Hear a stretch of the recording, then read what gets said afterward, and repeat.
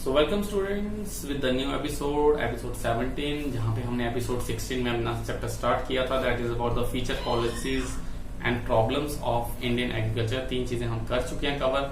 सबसे पहले हमने कवर किया था इंपॉर्टेंस, देन आफ्टर हमने बात की features and then after its problems.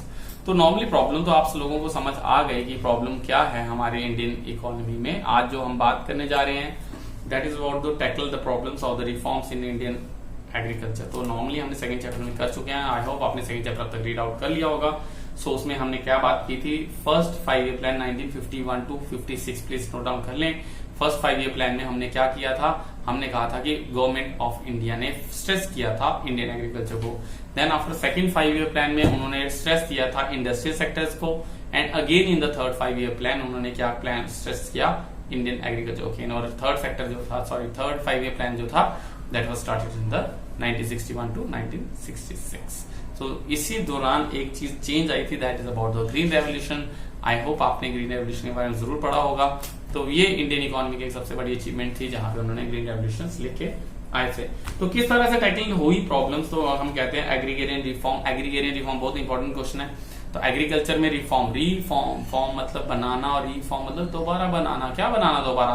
So 1951 to 56 तो उन्होंने एक पॉलिसीज बनाई, बट 1961 ऑनवर्ड्स उन्होंने फिर से पॉलिसीज बनाई जिसको उन्होंने ग्रीन रेवोल्यूशन का नाम दिया। 1965 में ये इंट्रोड्यूस की गई थी। तो आज जो हम बात कर रहे हैं इन्हीं रिफॉर्म्स के बारे में। तो गवर्नमेंट ऑफ इंडिया ने 5 ईयर प्लान में 3 रिफॉर्म्स लाए। सबसे पहला रिफॉर्म था technical reform, second one is the land और the institutional reform, and third one is your general reform, आर्म से रिफॉर्म। टेक्निकल रिफॉर्म मतलब टेक्निकली चेंज करना। इंस्टीट्यूशनल लैंड रिफॉर्म मतलब इंस्टीट्यूशनल जो उनके rules and regulations, zamindar system and conflict, ये सब कुछ था, उस पर उन्होंने थोड़ा रिस्ट्रिक्ट लगाया। And the last one general reform जो आम थी इरिगेशन या वेज प्राइस को लेके, तो वो सारी चीजें उन्होंने डिस्कस की।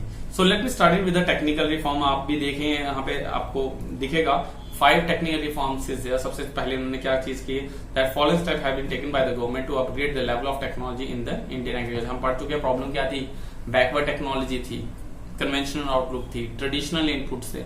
तो क्या किया, टेक्नोलॉजिकली अपग्रेड कर दिया।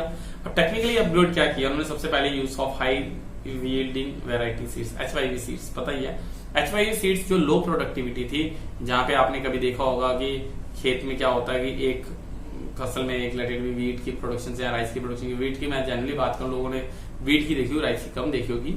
तो वीट की प्रोडक्शन देखे तो एक स्टिक में कम से दाने लगे होते हैं, और कभी कभी कुछ ऐसे होती है, पंजाब में जाओ तो ऐसे हरियाली बिल्कुल घनी घनी, ऐसे देसी भाषा चाखी थे, कनी फसल है, बड़ी कनी है और बड़ी तगड़ी। सो वैसे ही that is the same case कि वो जो होती है that is just because of the seed. घर में अगर आप धनिया लगाते हैं तो धनिया भी ऐसा होता है, एक बार प्लग करने पे, तोड़ने पे वो फिर से उगता है, फिर से प्लग करोगे फिर से उगेगा, 2 या 3 4 बार होता है जो अच्छे सीड्स होते हैं। लोकल सीड्स करोगे, एक बार फेंकोगे तो प्लग करोगे, उसके बाद वो प्रोड्यूस फिर से नहीं होते। तो HYV सीड्स अच्छी वैरायटी के सीड्स जो थे उन्होंने गवर्नमेंट ने इंट्रोड्यूस किए। सो सिंस 1965 की बात कर रहा हूं जब उन्होंने ग्रीन रेवोल्यूशन लाई। तो सोच लो ये ग्रीन रेवोल्यूशन ही है। तो ग्रीन रेवोल्यूशन क्या था, since 1965 HYV seed have been replaced the conventional varieties and HYV seeds specially related to the wheat, bajra, rice, मेज, ज्वार एंड कॉटन। ये लिख लें। तो HYV सीड्स किसमें थे, व्हीट, राइस, मेज, ज्वार, बाजरा एंड कॉटन में इन्होंने क्या लिया, इसको इंट्रोड्यूस किया, और यही चीज धीरे धीरे करके इन्होंने प्रोडक्शन राइज अप किया। 2009 एंड 10 में nearly 257 lakh quintals of certified seeds were distributed among the farm in the different parts of the country. तो ये बांटे गए इतने, और आके डेटा अगर नया है तो आप उसको भी डाल सकते हैं। Use of chemical fertilizer technology upgrade क्या किया उन्होंने, अपने केमिकल फर्टिलाइजर, पहले गोबर वगैरह यूज करते थे, वो अच्छा होता था, काउडक्स वगैरह, या नहीं, दैट इज डिफरेंट रिस्पेक्ट, किसको बनाना आता था किसको नहीं आता था। बट केमिकल फर्टिलाइजर डिस्ट्रीब्यूशन हुई, that chemical fertilizer are being increasing use to the enhance productivity, use of the companions is also encouraged. The chemical fertilizer has been considerably increased over time. In 2010 and 11, nearly 281.22 lakh tons of chemical fertilizers were used. तो chemical fertilizers का use होना शुरू हो गया। अब chemical fertilizer करता क्या था कि जमीन की फर्टिलिटी जब खत्म हो जाती थी, क्रॉप रोटेशंस के बाद नहीं बन पाती थी, केमिकल फर्टिलाइजर यूज किए जाते थे, जिसकी उसकी फर्टिलिटी वापस आती थी और जो है प्रोडक्शन बढ़ जाती थी। Third one is about the use of insecticide and pesticide for each crop and the crop protection. तो आपको पता है ये टिड्डियों वाला अटैक कहें या आप इंसेक्ट्स की बात करें, पेस्टिसाइड्स की बात करें, जो पेस्ट वगैरह होते हैं या इंसेक्ट्स होते थे वो हमारी फसलों को खा देते थे। तो आपने वो भी देखा होगा, एक आदमी वो हैंगिंग बैग लेके और वो स्प्रे करता है और ऐसे स्प्रे करते करते और अपनी फसलों पे छिड़काव करता है अपने फेस को कवर करके।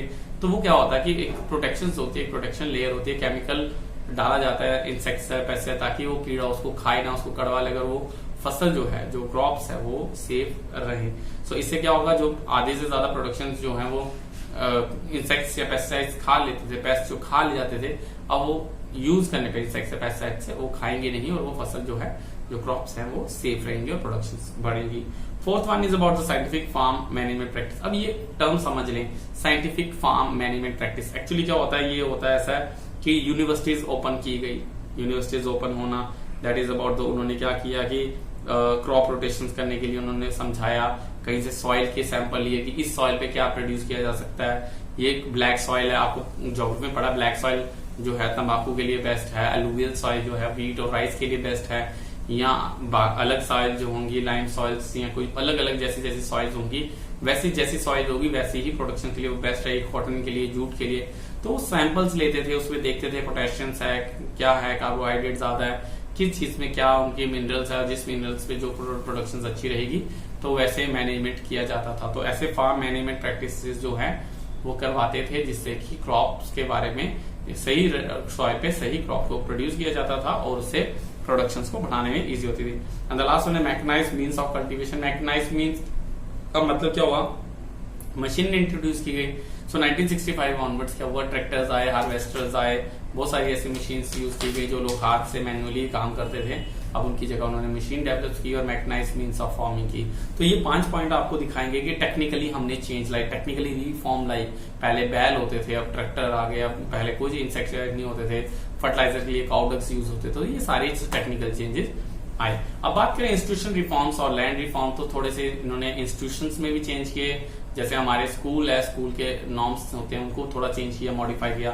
सो इंस्टीट्यूशन रिफॉर्म और लैंड रिफॉर्म की बात करें, सबसे पहले अबॉलिशन ऑफ इंटरमीडिएटरीज, यानी कि बिचौलिए जो होते थे, जमीन किसी की है, कल्टीवेट कोई करता है, बीच में साहूकार आ जाते थे, तो ऐसे लोगों को उन्होंने हटा दिया, डायरेक्ट रिलेशंस बना दिया इस दोनों के बीच में, या गवर्नमेंट के बीच में ये आ जाते थे कि कल्टीवेशन वो करता था एक फार्मर और बीच में एक आता था, एक जिम्मेदार आ जाता था, उसकी क्रॉप खरीदता था, फिर गवर्नमेंट को बेचता। अब उन्होंने डायरेक्टली एक मार्केट आपको दे दी कि आप डायरेक्टली आए और मार्केट को बेच के चले जाएं। सो इससे फायदा ही हुआ, डायरेक्ट जो प्रॉफिट था अब किसको होने लग गया, फार्मर्स को, और फार्मर को जो पैसा दिखेगा तो डेफिनेटली वो प्रोडक्शन बढ़ाएगा। Second one is the regulations of the rent. Rent जो है वो ज्यादा नहीं ले सकते, that 1/3 of the values of that land, उतना ही रेंट। सपोज करो किसी के पास जमीन नहीं है बट कल्टीवेट करना चाहता है, और जिसके पास जमीन है वो कल्टीवेट नहीं करना चाहता, तो रेंट जो है, जो चार्जेस देने थे वो 1/3 ऑफ द लैंड, जितने की लैंड होगी उसी हिसाब से 1/3 लैंड का जो है वैल्यू, उसी का भी वो रेंट पे करेगा। बाकी की जो क्रॉप्स होगी वो सारी उससे होगी। मेन पर्पस यही था कि ज्यादा से ज्यादा एक्सप्लॉयटेशन जो है वो की जा रही थी जमींदार से, उसको रोकना, और जब वो रोकेंगे तो ऑटोमेटिकली फार्मर्स जो है उसके लिए अपने प्रॉफिट को बढ़ाने के लिए प्रोडक्शंस को बढ़ाएगा। Then the consolidations of the holding. Consolidations of holding की बात करें, that view of the combinations are fragmented and step has been initiated for the considerations of the hoarding। तो क्या होता है कि कंसोलिडेट करना, मतलब कि जो छोटे छोटे खेत हैं इसके उसको जोड़ना और जोड़ के और बड़ा खेत बनाना, हमने कहा स्मॉल एंड स्कैटर्ड फार्मिंग थी। तो जो 2 लोग थे, 3-4 लोग मिलके अपनी वो जो रास्ते थे उनको तोड़ के बड़ा सा खेत बना के और अच्छे से ट्रैक्टर और अच्छे से चीजें करते थे, टोटली प्रोडक्शन के बाद उसको डिवाइड कर देते थे। सो वैसे उन्होंने कंसोलिडेशन ऑफ होर्डिंग की, और इससे जो स्मॉल फार्मिंग थे, जो स्मॉल छोटे छोटे खेत थे, वो थोड़े बड़े हो पाए और प्रोडक्शन की उससे राइज अप हुई।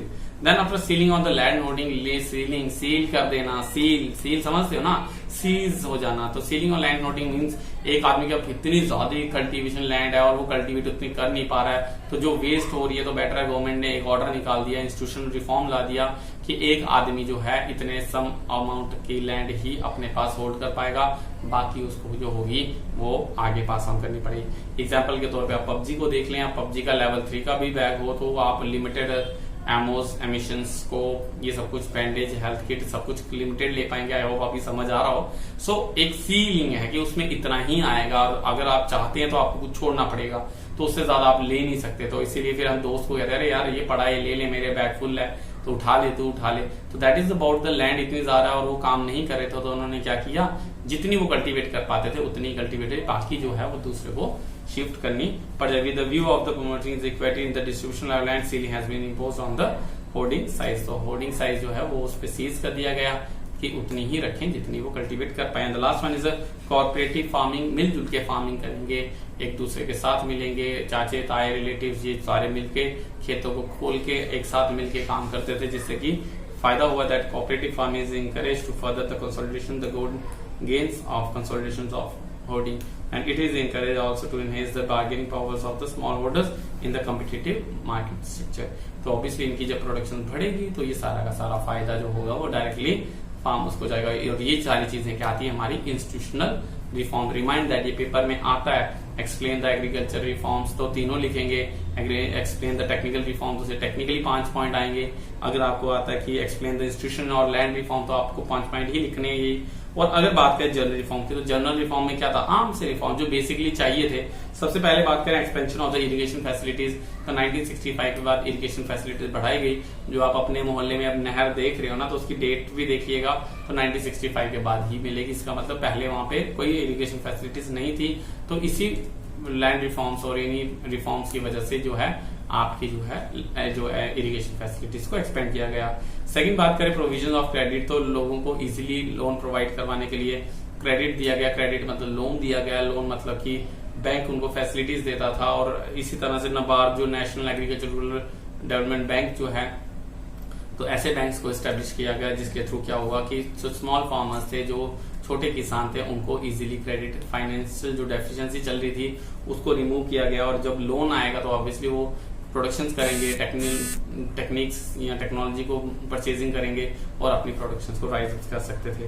Third one is about the regulated market and the cooperative market society. तो ऐसी कोऑपरेटिव सोसाइटीज और ऐसी रेगुलेटेड चीजें जो हैं ये स्टार्टअप की गई, जिसके थ्रू फार्मर्स को इंकरेज किया जा सके और वो डायरेक्टली मार्केट में जाके अपना सामान बेच पाए। और last one is the price support policy. आपने ये 11th में पढ़ लिया माइक्रो इकोनॉमिक्स में, जहां हमने प्राइस फ्लोर और प्राइस सीलिंग की बात की थी। और मैंने बताया था कि प्राइस फ्लोर और प्राइस सीलिंग अगर नहीं पढ़ा तो बेटा 11th की भी वीडियोस देख लें आप, तो उसमें आपको एक्सप्लेन हो जाएगा। तो हमने कहा था प्राइस जो सीलिंग और प्राइस फ्लोर, जो फ्लोर होता है तो वो एक हाई अबाउट रेट रखा जाता है, फ्लोर नीचे होता है बट ऊपर होता है, ताकि उसमें फार्मर्स को जो है एडवांटेज मिले, ताकि मार्केट प्राइस से उनको मार्केट रेट ज्यादा मिले, ताकि वो इंकरेज रहें और चीजें प्रोड्यूस करते रहें। So to motivate the farmer to increase the farmer output, it is necessary to protect them from the uncertainty of the market. ऐसा ना हो कि आज वो 50 रुपए लगा के अपनी फसल को प्रोड्यूस कर रहे हैं और जब बेचने के टाइम वो 30 रुपीज रेट हो जाए, तो नेक्स्ट टाइम ऐसे कोई भी प्रोड्यूस नहीं करेगा। तो गवर्नमेंट के पास इतने फार्मर्स भी नहीं है कि वो खुद ही प्रोड्यूस करे। तो इसकी सोल्यूशन क्या है कि उन्होंने खुद ही उनको प्रोटेक्शन देने के लिए price support, minimum support policies जो हैं वो सेटअप की थी। तो ये थी about the tackling and the problems. हमने प्रॉब्लम पढ़ी, इरिगेशन प्रॉब्लम थी, स्मॉल होल्डिंग प्रॉब्लम थी, टेक्निकल प्रॉब्लम या ट्रेडिशनल इनपुट्स या बैकवर्ड टेक्नोलॉजी, सबके उन्होंने 3 मेन रिफॉर्म्स निकाले, जिसको एग्रीकल्चर रिफॉर्म भी कहा गया, टैकल द प्रॉब्लम्स लिखा गया। क्वेश्चन आता tackle the problems from on Indian agriculture, तो ये तीनों रिफॉर्म लिख सकते हैं। एग्रीकल्चर रिफॉर्म है तो आप ये लिख सकते हैं, और अगर इंडिविजुअली आता है तो आप इनको भी लिख सकते हैं। अब बात करें अचीवमेंट्स की, तो अचीवमेंट में आपने कुछ नहीं लिखना है। इसके following points highlight the voluntary change in Indian agriculture, यहीं से लिखना शुरू करें। सो ठीक है, तो thanks to the agriculture reform there has been a significant breakthrough in the Indian agriculture for the urgency backward and the stagnant sectors of the Indian economy. तो Indian economy में जो stagnant sector था उसको move करने के लिए इसकी achievements क्या रही। The very first one is a spurt in the crop productivity, a spurt between in the crop productivity. There is a substantial jump in the crop productivity during the 5-year plans to increase the productivity of the wheat estimation at 2,930 kg, 38 kg per hectare in 2010 compared to the 663 kg in 1950. तो जो 663 kg per hectare, 1 hectare of land, hectare मैंने ये बताया, सो 1 hectare of land में अगर 663 थी, अब वहीं पे प्रोडक्शन 2010 में कितनी है, दैट इज 2938 kg।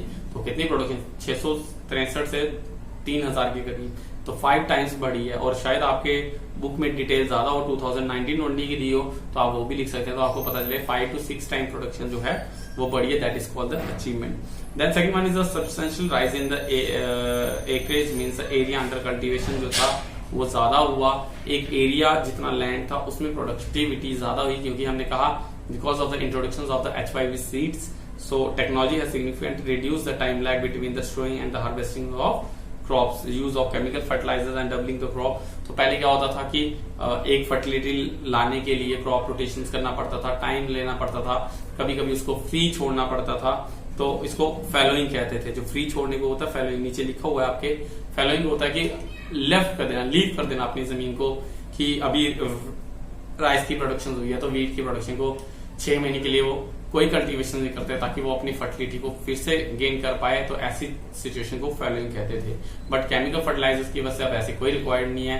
आप एक दफा क्रॉप रोटेशन करें, आप उसको ट्रैक्टर चलाएं, फिर उसमें केमिकल फर्टिलाइजर डाल दें तो उसकी फर्टिलिटी वापस आ जाएगी और आप उसी के साथ साथ क्रॉप प्रोड्यूस कर सकते हैं। तो जो एक साल में एक क्रॉप थी अब एक साथ 2, 3, 4 क्रॉप हो सकती है। टेक्नोलॉजी की वजह से ज्यादा जल्दी क्रॉप जो है वो कल्टीवेट की जाएगी और हार्वेस्टिंग भी जल्दी होगी, और नेक्स्ट क्रॉप जो है वह एक साल में 2 होती थी और एक साल में एक ही लैंड पे 3 क्रॉप प्रोड्यूस की जा सकती हैं। That is also achievement. Third one is perceptibly shift from the subsistence farming to the commercial farming. Subsistence farming मैंने बताया अपने खाने के लिए कि हमारे घर का चावल, हमारे घर के ये, हमारे घर के ये, अब वो सब्सटेंस फार्मिंग से कमर्शियल फार्मिंग हो गई, यानी कि अब हम अपने चीजों को मार्केट में भी बेचना शुरू कर चुके हैं। Fourth one is about the change in the farmers outlook. अब उनकी फार्मर्स आउटलुक बदल गई है। आप देखिए उनके ट्रैक्टर्स, उनके हार्वेस्टर्स, उनकी मशीन, उनकी टर्बाइंस, बहुत सारी चीजें चेंज हो चुकी है। उनकी आउटलुक, सोच बदल चुकी है। कन्वेंशनल आउटलुक थी जो पुरानी सोच थी, अब वो जमींदार उनकी बदल चुकी है। अब लैंडलॉर्ड बदल चुकी हैं, अब फार्मर्स की सोच बदल चुकी है। अब इवन अपने जमीनों के सहारे ही वो कनाडा, अमेरिका, ऑस्ट्रेलिया कहाँ जाते हैं आप सब जानते हैं। Last one is self sufficiency in the food grain production. तो ये लास्ट अचीवमेंट है कि आपने 5 ईयर प्लान्स या शॉर्ट टर्म ऑब्जेक्टिव्स पढ़े हो, तो उसमें हमने कहा that is objective is self sufficiency. Long term objective में भी था कि सेल्फ सफिशिएंसी इन फूड ग्रेन, खाने पीने के मामले में हम सेल्फ सफिशिएंट हों, और इंडिया ने आफ्टर दिस रिफॉर्म्स ये अचीव किया कि हम एग्रीकल्चर सेक्टर्स में अपने आप को सेल्फ सफिशिएंट मानते हैं। So that is a great achievement. So in achievements 5 achievements के थ्रू, अचीवमेंट्स आते नहीं है बट फिर भी आपको पता होना चाहिए कि हमारी प्रोडक्टिविटी बढ़ी है, हमने क्रॉप रोटेशन को बढ़ाया, हमने कन्वेंशनल आउटलुक को खत्म किया है, हमने अपनी जो मार्केट सर्कस को बढ़ाया, इवन दैट हम सेल्फ सफिशिएंसी भी अटेन कर चुके हैं। तो इंडियन एग्रीकल्चर ने काफी अच्छा परफॉर्म किया है। Then the gains of the green revolution sufficient but not significant but not sufficient. Some notable failures of the green revolution. कहीं कहीं ये नहीं कहते ग्रीन रेवोल्यूशन ने बहुत अच्छा कर दिया, नो डाउट बहुत अच्छा, 5 टाइम्स तो बढ़ा दी प्रोडक्टिविटी, बट फिर भी हम कहते हैं कि कहीं कुछ चीजें देखने को मिली इसमें कि जहां पे ग्रीन रेवोल्यूशन फेल हुआ। सबसे पहले था लिमिटेड क्रॉप्स। लिमिटेड क्रॉप की बात करें तो जो HYV सीड्स जो मिले हमने, मैंने बताया राइस, व्हीट, बाजरा, मेज और कॉटन, जूट, इन्हीं में मिले। बाकी बहुत सारी ऐसी चीजें थी जहां पे अभी तक HYV सीड्स अवेलेबल नहीं हुए और उनकी प्रोडक्टिविटी अभी भी कम है। Second one is about the uneven spread. Uneven spreads की बात करो, सिर्फ आपने देखा होगा पंजाब, हरियाणा, तमिलनाडु, यूपी, ये कुछ स्टेट्स हैं जहां पे एग्रीकल्चर प्रोडक्टिविटी अच्छी है। जम्मू एंड कश्मीर की बात करें हम, मैं बुद्धि, सोनथल, मेरठ, ये इनकी बात करूं, आज भी ऐसा टाइम है जहां पे सिर्फ और सिर्फ सिंगल क्रॉप प्रोड्यूस होती है, दैट इज व्हीट, और वहां पे अभी भी राइस प्रोड्यूस नहीं होती। तो ये चीज दिखाती है कि कुछ स्टेट्स को जो है वो बेनिफिट दिया गया है, बाकी स्टेट्स को बेनिफिट नहीं मिला। And third one is a limited farming population. अब फार्मर जो हैं वो कम रह गए हैं, बहुत लिमिटेड हैं। आज की new modernise generation, even that farmers भी अपने बच्चों को फार्मिंग नहीं करवाना चाहते, वो भी अपने बच्चों को पढ़ा लिखा के बाहर की कंट्रीज या अच्छी इंडस्ट्री या बिजनेस पे सेटअप करना चाहते हैं, वो फार्मिंग उनसे नहीं करवाते। तो लिमिटेड नंबर्स ऑफ फार्मर्स जो हैं वो रह गए हैं, और इसके रिगार्डिंग कोई भी हमें अभी सोल्यूशन नहीं मिला। And the last one is the economic divide, which means thanks to the green revolution that they divide the gulf rise in the rich and the poor। ये जो गैप है अमीर और गरीब का, ये बढ़ता चला जा रहा है। फार्मर्स आत्महत्या करते हैं, महाराष्ट्र के केसेस आपने देखे हैं। That is a good example in the front of you that many of the peoples are commit suicide, specially the farmers, because वो लोन तो परचेज करते हैं but due to the rains, अभी अब यूपी की बात करें या बिहार की बात करें, वहां पे फ्लड्स की वजह से कितनी क्रॉप खराब हो गया, किसी ने लोन लिया होगा वो रीपे नहीं कर पाएगा तो वो कमिट सुसाइड करेगा, और ये गैप जो है रिच और पुअर के बीच में ये बढ़ता चला जा रहा है।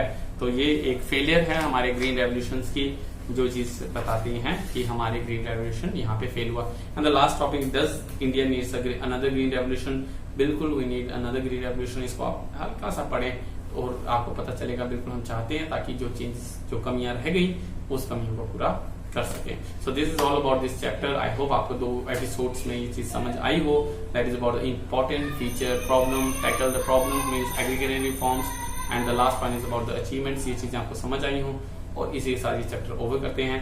आप कमेंट बॉक्स में अपना नाम लिखना ना भूलें, और बाकी कोई प्रॉब्लम होती है तो पॉडकास्ट क्लास में हम उसको कंटिन्यू करते हैं। Thank you so much guys for being with us. I hope आपको ये चैप्टर समझ आया होगा। इसके बाद डाउट क्लास में भी आपसे डिस्कस करेंगे, और इसको रीड आउट एक दफा जरूर कर लें। नेक्स्ट एपिसोड में हम अपना नेक्स्ट चैप्टर स्टार्ट करेंगे। Bye bye.